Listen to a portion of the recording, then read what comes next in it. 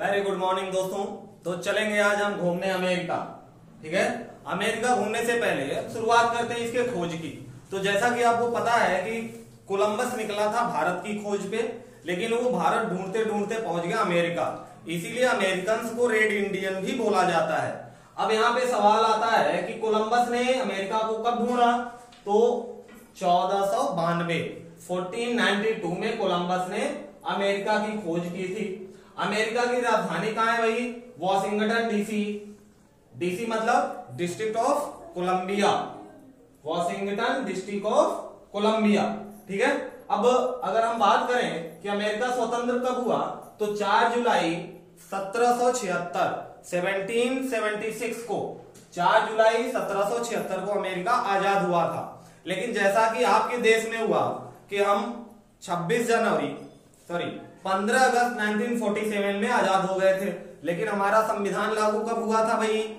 1950 में 26 जनवरी को। तो उसी तरीके से अमेरिका आजाद तो हो गया था 1776 में। ठीक है, लेकिन यहाँ पे संविधान इसका लागू हुआ था 1788 में। क्लियर है बात? आजादी मिल गई थी 76 में और संविधान लागू हुआ था 1788 में। क्लियर है? इसके भी पीछे कहानी है। कहानी ये है, अभी समझेंगे कहानी क्या। तो पहले चलते हैं। अब अमेरिका जाने के लिए हमने क्या किया भाई? प्लेन से नहीं जा रहे, पानी वाली जहाज से जा रहे हैं, शिप से। और जैसा कि आपको पता है कि अमेरिका में ब्रिटिश शासन था। अमेरिका की क्रांति के बारे में हम यहाँ देख रहे हैं। तो अमेरिका में भी ब्रिटिश शासन था, चाइना में भी था और उसी समय इंडिया में भी था। तो इंडिया से अफीम वगैरह चाइना जाता था, चाइना से चाय वगैरह कहाँ? ब्रिटेन में या दूसरे उपनिवेशिक देश जो थे, ब्रिटिश जहां पे बिजनेस करते थे वहां पे ले जाते थे। तो कहानी शुरू होती है कि हम और आप चल रहे हैं अमेरिका पानी वाली जहाज पे, और हमें किस बंदरगाह पे जाना है भाई? बोस्टन बंदरगाह। किस बंदरगाह पे? हम पहुंचते हैं बोस्टन बंदरगाह पे 16 दिसंबर 1773 को। तो हम वहां क्या देखते हैं कि जैसे ही हम बोस्टन बंदरगाह पे पहुंचे 16 दिसंबर 1773 में, तो हमने देखा कि वहां पे एक आदमी सैमुअल एडम्स नाम का एक आदमी अपने कुछ लोगों को लेकर वो आता है। जिस जहाज पे आप बैठे हुए हैं उस जहाज में चाय की 340 बोरियां रखी हुई थी। पेटियां, कितनी पेटियां? 340। किसकी? चाय की। और सैमुअल एडम्स के नेतृत्व में भीड़ ने क्या किया कि 340 चाय की पेटियों को उठाकर समंदर में फेंक दिया। इससे क्या हुआ भाई? ये विरोध का तरीका था। ठीक है, पहली बार विरोध हुआ था खुल के, 340 चाय की पेटियों को फेंक दिया गया। और सैमुअल एडम का जो नारा था, या आप कह लो कि अमेरिका की स्वतंत्रता संग्राम में जो नारा दिया गया था, वो नारा था प्रतिनिधित्व नहीं तो कर नहीं। अगर प्रतिनिधित्व नहीं तो कर नहीं। क्लियर है पॉइंट?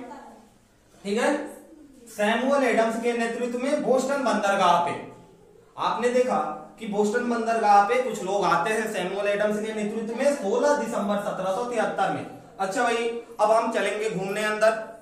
कहां अंदर? बोस्टन बंदरगाह के बाद शहर में। अब शहर में हम जाके देखते हैं शहर की हालात, तो हमें पता चलती है बात की शहर में सप्तवर्षीय युद्ध चल रहा था इंग्लैंड और फ्रांस के बीच में। ठीक है, इंग्लैंड और फ्रांस के बीच में। और जैसा कि आप जानते हैं कि इंग्लैंड वाले यानी ब्रिटिश वाले आपके देश में व्यापार सन 1600 से शुरू किए थे, ईस्ट इंडिया कंपनी के स्थापना के बाद। ठीक है, और कोलंबस के जस्ट बाद वास्को डी गामा ने भारत की खोज की और यहां से वो मसालों का व्यापार कर रहा था। तो पुर्तगाली सबसे पहले आए थे भारत में व्यापार करने के लिए, फ्रांसीसी, डच, उसके बाद आते हैं आपके ब्रिटिश। तो उसी तरीके से अमेरिका में भी ब्रिटिशर्स के साथ साथ फ्रांस और स्पेनिश ये दोनों भी व्यापार कर रहे थे।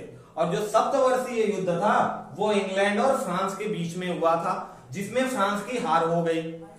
अब हार होने का परिणाम क्या हुआ, या सप्तवर्षीय युद्ध का परिणाम क्या हुआ? सप्तवर्षीय यानी 7 सालों तक ये युद्ध चला था। परिणाम इसका यह हुआ कि फ्रांस के अंडर में जो भी अमेरिका की बस्तियां थी, बस्तियां यानी उस समय वहां के प्रांत, राज्य, जो बस्तियां थी वो आजाद हो गई। फ्रांस के अधीन जितनी भी बस्तियां थी वो आजाद हो गई। ठीक है, ये प्रभाव पड़ा था सप्तवर्षीय युद्ध का। अब हम आगे देखेंगे भाई, जब हमने देखा कि सप्तवर्षीय युद्ध का प्रभाव ये पड़ा कि फ्रांस को इंग्लैंड ने हरा दिया, तो अब फ्रांस क्या हुआ, इंग्लैंड का दुश्मन बन गया। तो जब क्रांति शुरू हुई, इधर सैमुअल एडम्स के नेतृत्व में लोगों ने क्रांति लाना शुरू कर दिया, तब जो क्रांति के लीडर थे, जैसे आपके भारत में बहुत सारे लीडर हुए हैं, लेकिन आपके बापूजी राष्ट्रपिता महात्मा गांधी जी को मेन लीडर माना जाता है कि उनके नेतृत्व में हुआ।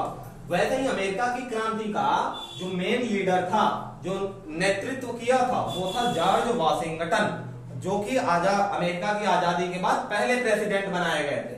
फर्स्ट प्रेसिडेंट कौन बना था, जॉर्ज वाशिंगटन। और वाइस प्रेसिडेंट बने थे आपके जॉन एडम्स।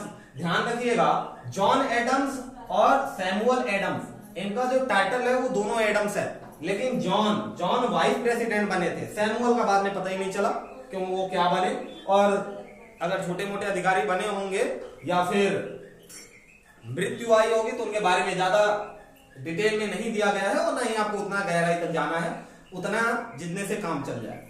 ठीक है, अब हमने ये देखा कि भाई आजादी के बाद तो ये बन गए जॉर्ज वाशिंगटन प्रेसिडेंट और वाइस प्रेसिडेंट जॉन एडम्स। अच्छा, और क्या, जब हम और अंदर जाके देखते हैं कहां पे, अमेरिका के अंदर, तो हमें पता चलता है कि ब्रिटिशर्स जब पहली बार अमेरिका में आए थे तो उन्होंने अपनी बस्ती सबसे पहले वर्जीनिया में बनाई थी। ये पॉइंट नोट डाउन कर लीजिएगा, वर्जीनिया में सबसे पहले बनी थी बस्ती, किस नाम से बनी थी, जेम्स टाउन। ठीक है, जेम्स टाउन नाम से पहली बस्ती बनी थी वर्जीनिया में। जैसे कि आपके देश में क्या हुआ था भाई, कि लोगों ने किलेबंदी शुरू कर दी थी। अंग्रेजों ने कब्जा करने से पहले क्या किया था, किलेबंदी करनी शुरू कर दी थी। तो सेम टू सेम प्रोसीजर वहां पे हुआ था। ठीक, और अगर हम बात देखें आगे कि अमेरिका की जो क्रांति है वो समाप्त कब हुई, जो लड़ाई झगड़ा समाप्त कब हुआ, तो 1783 में पेरिस संधि के समझौते के तहत ये समाप्त हो गया था। ठीक है, पेरिस समझौते के तहत समाप्त हो गया था। अब यहां देखिए कुछ डाउट वाले पॉइंट हैं। आजादी तो मिल गई थी 1776 में, अब यहां पे बात बोली गई कि पेरिस समझौते के तहत संघर्ष समाप्त हुआ, मतलब 13 राज्यों पे 13 बस्तियों पे जो अंग्रेजों का शासन था, वहां बाकी 9 बस्तियां आजाद हो गई, रह गई थी 4 बस्तियां। तो 4 बस्तियों में लड़ाई झगड़े चल रहे थे, वहां पे स्वतंत्रता नहीं मिली थी। अब ये पेरिस के संधि के तहत 1783 में वहां भी स्वतंत्रता मिल जाती है, और 1788 में नया संविधान लागू हो जाता है। ठीक है, और जब हम अंदर भ्रमण करते हैं शहर का, तो हम देखते हैं कि भाई वहां पे तो छापाखाना खुला हुआ है। छापाखाना बोले तो जहां प्रिंटिंग प्रेस, पेपर जहां छपते हो, तो पहला छापाखाना 1704 ईस्वी में खोला गया था, और कहां पे, बोस्टन शहर में ही खोला गया था। बोस्टन न्यूज के नाम से पहला न्यूज़पेपर, जो कि 25 पन्नों का था। क्लियर है बात, पहला न्यूज़पेपर बोस्टन न्यूज के नाम से छपा था। पहला छापाखाना 1704 में खुला था, और ये 1765 तक चला। 1765 के बाद ये छापाखाना बंद हो गया था। ठीक, और उस समय जो न्यूज़पेपर था बोस्टन न्यूज। ठीक, अच्छा, यहाँ पे जो हमने चाय वाली बात की, तो अमेरिका की क्रांति को बोस्टन टी पार्टी के नाम से भी जाना जाता है। ठीक है, बोस्टन बंदरगाह का नाम, जहां पे आप अभी पहुंचे थे 16 दिसंबर 1773 में, तो चाय की पेटियों को उठा के समंदर में फेंक दिया गया, 340 पेटियों को। तो ये जो घटना है ये बोस्टन टी पार्टी के नाम से जानी जाती है। ठीक है, क्लियर है बात। अब यहाँ पे कुछ इंपॉर्टेंट पॉइंट हैं, stamp act, quartering act, sugar act, नया संविधान तो देख ही लिया। तो स्टैंप एक्ट आपका 1765 में पारित हुआ, क्वार्टरिंग एक्ट आपका 1765 में, दोनों एक ही साल में। शुगर एक्ट 1 साल पहले पारित हो गया था 1764 में। अमेरिका के युद्ध का मूल कारण क्या था भाई, तो अमेरिका के युद्ध का मूल कारण दास प्रथा था। और जैसा कि आपको पता है कि अमेरिका 2 कॉन्टिनेंट में है, north America and south America. तो दोनों अमेरिका पहले एक ही हुआ करते थे। इनके बीच में जो विचारों का मतभेद हुआ वो दास प्रथा को लेके मतभेद हुआ, काले गोरे को लेके। जैसा कि आपको पता है कि अब्राहम लिंकन जो कि 1865 में उनको गोली मार दी गई थी,